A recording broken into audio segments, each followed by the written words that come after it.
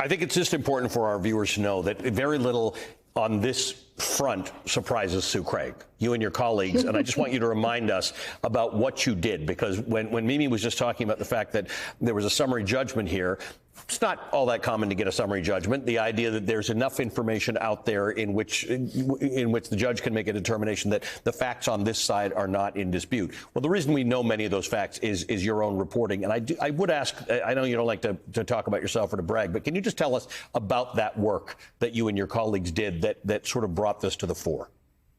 Sure. And you know, it's an interesting issue. We, in 2018, wrote a story that my colleagues, Russ Buettner and David Barstow, we spent, 18 or so months working on it. And what it looked at, it started out with a simple thing, just looking at the wealth that Donald Trump had inherited from his father. Donald Trump, as a core, when he ran for president, was that he didn't inherit a lot, that he was a self-made businessman, and that made him singularly qualified to run the country. And we just wanted to look at that claim, and we found out that not only did Donald Trump inherit hundreds of millions of dollars from his father, Fred, but that part of that was enhanced through tax fraud. And in that story, one of the things that we found early on, and this was done, family members, including Donald, was that when they went to value assets, we saw patterns. One was that when they went to the IRS and they had something that, tax would be owed on it, the value would go low.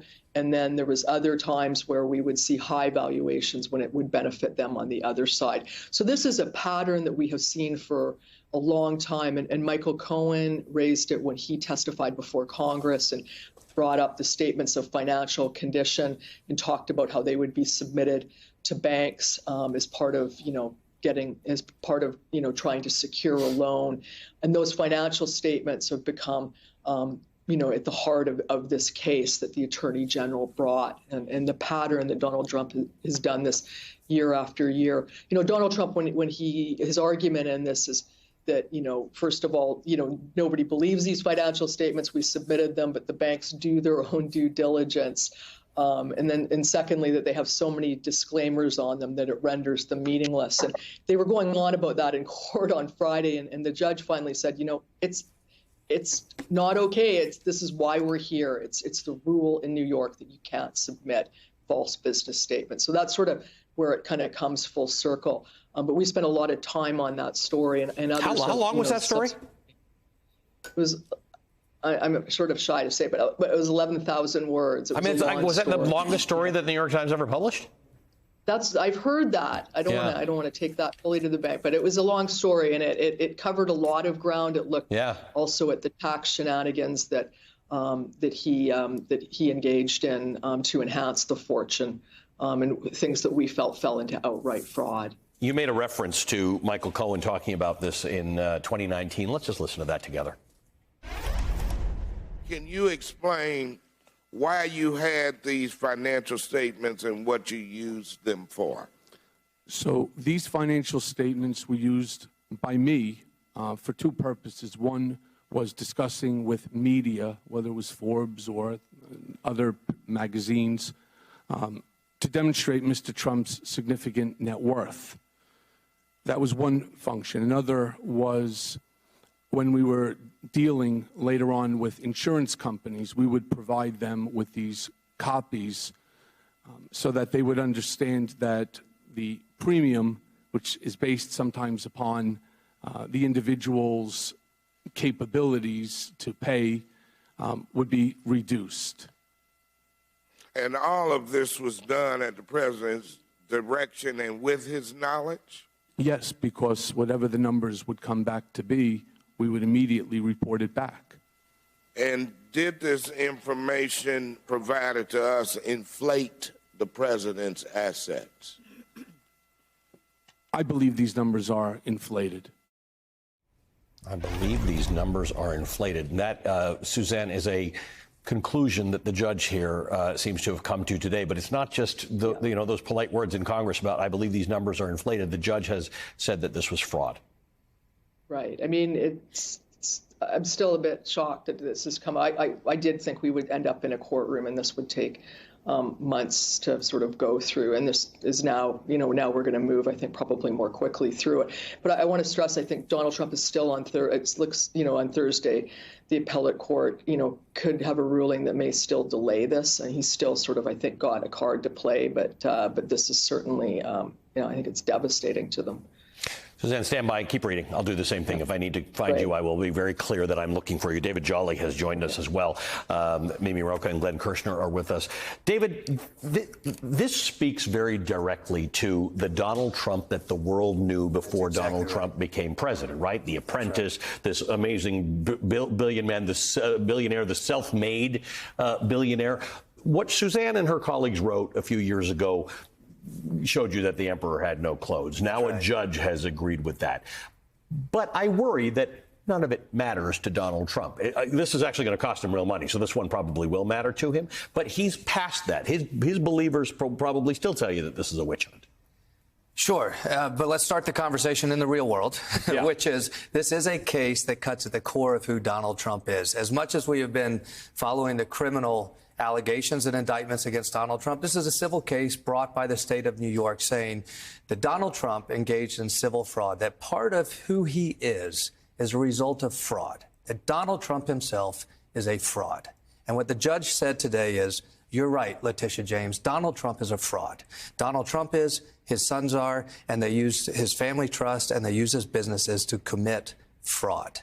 That cuts at who Donald Trump is. When he flew his helicopter into the Iowa State Fair to run for president and said, look at me, I'm a billionaire who's for the working man. Guess what? He made his money as a fraud. And so I think that the fascinating thing here is the fact that the immediate ruling that the businesses and the entities of Donald Trump and his family move into a receivership for dissolution in the next 10 days.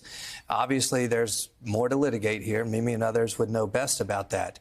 But this ruling today, as much as we are chasing the criminality of Donald Trump, this cuts at who he is and who he has suggested he is. Yeah, it is something. Mimi, is there anything about New York that's highly unusual in terms of the bar, the standard for this judge to have made this ruling, or is this pretty clear that there was a lot of evidence and the judge said, I got enough evidence to come down with something?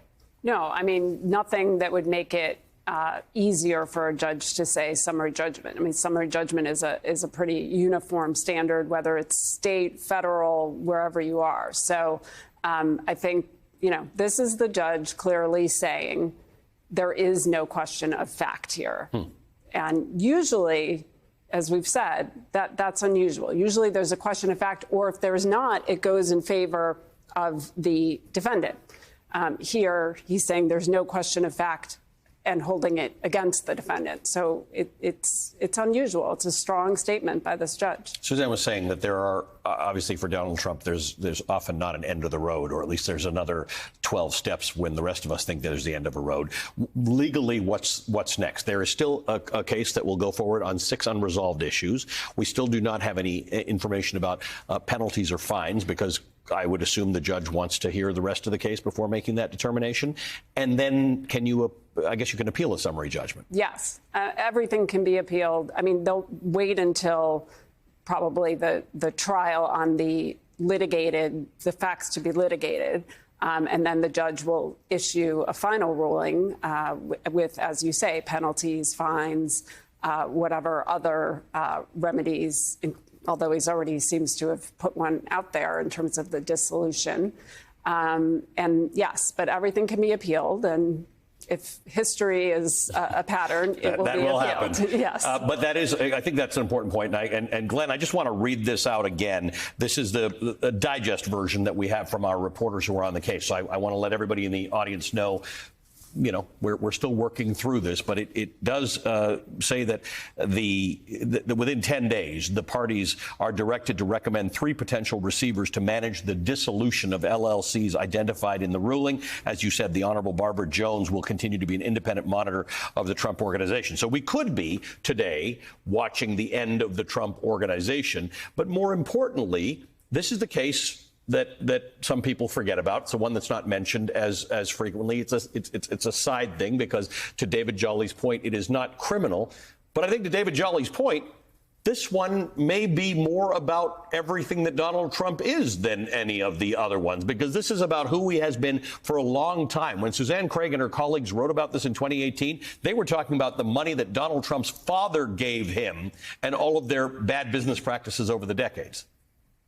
Yeah, I wish I could have said it as well as David Jolly said it. I mean, this is a ruling by a judge who is privy to all of the sort of financial information of the Trump org that was, and all of his LLCs that were part of this litigation. And, he is ruling that, essentially these LLCs must be dissolved because of the persistent fraud by Trump and his sons and the others who are named in this order. So, as David said, this is sort of an exclamation point on the reality that Donald Trump is a fraud. Now, his civil empire may be falling, and he has, 4 cases in the chute that are all criminal, 2 state and 2 federal. And, it could be that his liberty interest is next. But, as of right now, this is pretty dramatic. And the one thing I don't think we mentioned, Ali, is in the conclusion, Judge Engoron also imposes money sanctions against a whole long list of Trump attorneys. Now, the sanctions, some might say, are modest, $7,500 each. But again, you don't sanction, sanctioning a lawyer by a judge, it's a pretty dramatic thing. And I'll tell you, attorneys who care about their reputation will sort of, hide themselves away in shame. But I mean, this is such an across-the-board loss for Donald Trump, for his lawyers, for his family members, for his chief financial officer, Alan Weisselberg, that, I'm sure there will be appeals, as Mimi says, but it's hard to see how this doesn't spell the end of Donald Trump, the businessman in New York.